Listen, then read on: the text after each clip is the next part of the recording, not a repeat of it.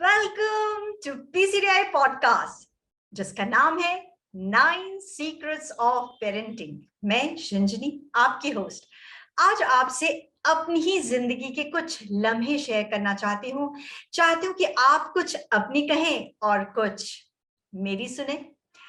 हालांकि ये पॉडकास्ट मैंने स्टूडेंट्स और बडिंग एंटरप्रेन्योर्स के लिए बनाया है, पर मुझे लगता है कि फ्यूचर पेरेंट्स और जो अभी भी पेरेंट्स हैं उनके लिए भी ये पॉडकास्ट काफी फायदेमंद साबित होगा।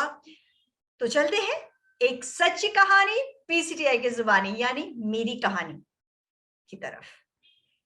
एक लड़की को जन्म देने के बाद चारों तरफ की दुनिया जैसे मानो बदल गई हो और मेरा पूरा ध्यान एक अच्छी माँ, एक अच्छी पत्नी, एक अच्छी बहू और एक बहुत ही एम्बिशियस रिसर्च स्कॉलर के बीच संतुलन बनाने में जुट गया।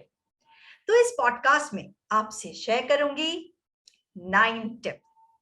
फर्स्ट टिप, अगर आपके पास समय है तो ही एक बच्चे को इस दुनिया में लाने का सोचें। दोनों पेरेंट्स का एक बैलेंस टाइम मैनेजमेंट बहुत जरूरी है। एक शिक्षक से शादी करने की वजह से जो रिसर्च स्कॉलर की डिमांडिंग जॉब होती है वो थोड़ी आसान हो गई और साथ में मिला सास ससुर का सपोर्ट। तो मैं इस दुनिया में एक बच्चे को लाने की सोच रहे युवा जोड़ों को सुझाव देना चाहूंगी कि माता पिता में से एक के पास बच्चे की देखभाल करने का समय होना चाहिए, क्योंकि पूरी तरह से हेल्प या क्रैश के आधार पर बच्चों को पालना अच्छा विचार नहीं है। टिप नंबर 2, अपने बच्चों के विचार पर भरोसा करें और उसका सम्मान करें जैसा आप बड़ों का करते हैं। जन्म से प्रत्येक बच्चे में ऑब्जर्व करने का, ग्रास्प करने का, एब्जॉर्ब करने का जन्म जात गुण होता है। इसीलिए सम्मान और विश्वास ये दो एलिमेंट्स हैं जिसका हर माता पिता को प्रैक्टिस करनी चाहिए। ये आप कभी ना सोचें ये तो बच्चा है, ये नहीं समझेगा, क्योंकि वो अपने आसपास की हर चीज को समझता है और एब्जॉर्ब कर रहा है।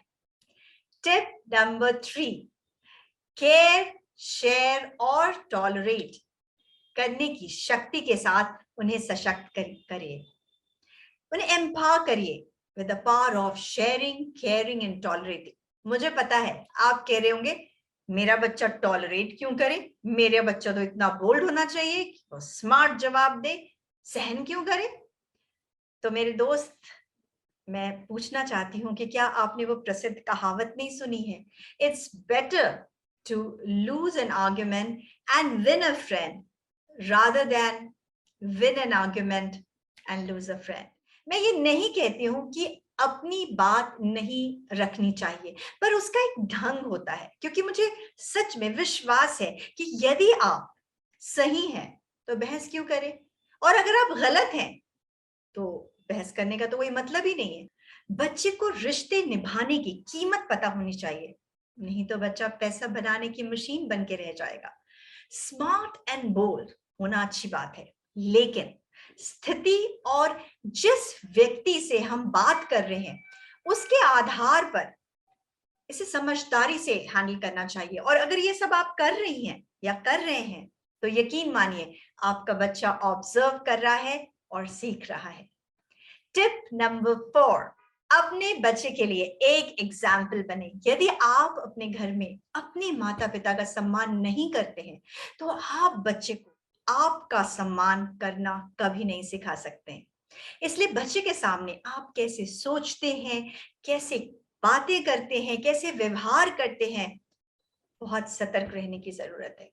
तो मेरा सुझाव है कि अगर आपके परिवार के किसी भी सदस्य के साथ आपका अभी भी कुछ मतभेद चल रहा है तो जल्द से जल्द उसका सल्यूशन ढूंढिए और उसको रिजॉल्व कीजिए, क्योंकि यकीन मानिए आपका बच्चा यही सीख रहा है। यदि आप स्वयं झूठ बोलते हैं तो आप अपने बच्चे को सच बोलना नहीं सिखा सकते हैं। यदि आप टेलीविजन या मोबाइल पर लगातार लगे रहते हैं तो आप अपने बच्चे को ऐसा करने से कभी नहीं रोक पाएंगे।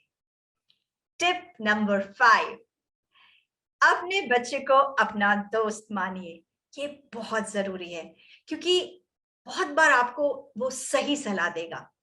ट्राई करके देखिए। सिक्स्थ, अपने बच्चे को इंडिपेंडेंट बनाएं। भारतीय माताएं, इसमें मैं भी शामिल हूं, ये विचार आते ही कि बच्चा बड़ा होकर घर छोड़ देगा, हम लोगों को भावुक कर देता है। और मेरे साथ भी ऐसी स्थिति थी जब मेरी बेटी अपनी आगे की पढ़ाई के लिए घर छोड़ने को तैयार थी, एडवांस स्टडीज के लिए। हालांकि समय बीतने के बाद मैंने महसूस किया कि एक माता पिता के रूप में हम लोगों का क्या कर्तव्य है। हम लोगों का बस ये कर्तव्य है कि अपने बच्चे के पंखों को मजबूत करें ताकि वह घोंसला छोड़ने के लिए आकाश में ऊंची उड़ान भरने के लिए तैयार हो जाए।